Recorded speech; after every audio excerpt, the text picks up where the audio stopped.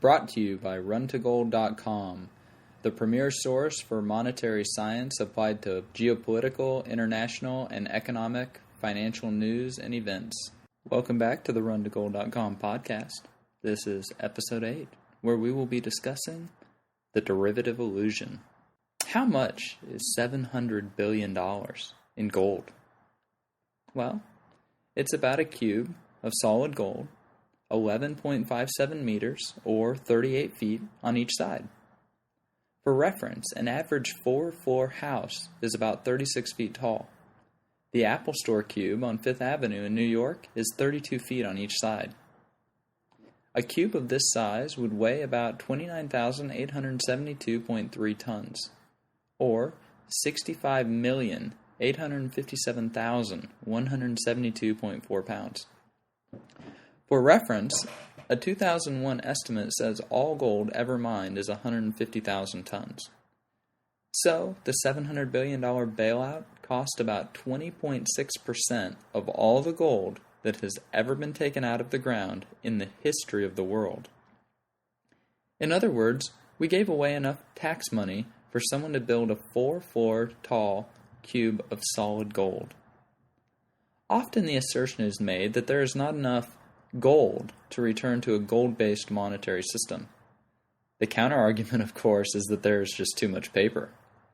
The picture above illustrates the point perfectly. The dollar-based monetary system is the largest bubble in the history of the world. Gold has been, is, and will always be the center of the financial universe. Why? Because at all times, and in all circumstances, gold remains money. In 1971, most people were too gullible and accepted the thinking that the Earth, or US dollar, revolves around the sun, or gold. Today, by luck, I ran into a friend who was a chairman and founder of a respectable bank in Nevada. He is extremely well connected. We spent some time talking shop. He remarked that oil is going to 50 and gold to 500. And in about 2 years, that gold will probably begin performing well. I would not be surprised if both assertions are proven correct over time because of the nature of the deflationary credit contraction as gold abuts T-bills in the liquidity pyramid. Nevertheless, my bullion is not for sale. Why is that? Because the current monetary system is an illusion. The gold market is tiny compared to the Tower of Babel that has been constructed on top of it. The pricing mechanism is completely broken. My friend, who often teases me for being a gold bug, does not understand some basic monetary science and theory. He views gold as a portfolio asset. I view everything else as a portfolio asset. We hold opposite views about what is the center of the financial universe. I launched a calculated rebuttal about credit default swaps vaporizing firms. He revealed his ignorance by responding, "Yes, is there going to be any end?" I responded, "There are $1,400 trillion of derivatives, and central banks use some of them to manipulate the gold price. The great thing about gold is it is either in my hand or not, and $850 billion of it cannot be created out of thin air." I then briefly explained the future of currency, with digital gold currencies, like gold money, and how it eliminates counterparty, settlement, credit, payment, and Hertzstock risk from the medium of exchange and store of value. The change of the monetary system is only beginning. These digital gold currencies are still in their infancy. Change always encounters pugnacious opposition from the status quo establishment.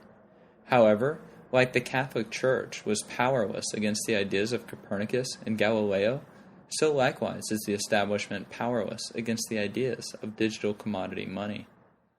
Most importantly, digital gold will ultimately explode onto the international monetary scene, whether bankers or governments like it or not. However, there are still some ideas that need to be implemented. When the systems are implemented and the time is right, then digital gold will go viral on the internet, and the illusion will rapidly dissipate. My strategy is to acquire gold on a consistent, regular basis, with a constant percentage of proceeds from cash-flowing assets. When you own an unencumbered ounce of gold, your wealth is sovereign, hoarded. Humanity's gold lust has been dormant for nearly a century, and when it awakens, it will be extremely vehement and go viral. Those who own gold know of what I speak. The yellow metal seems to call to the inner conscience and resonate with our DNA. The result will be that the pitiful garrets of the central banks will be overrun. But patience.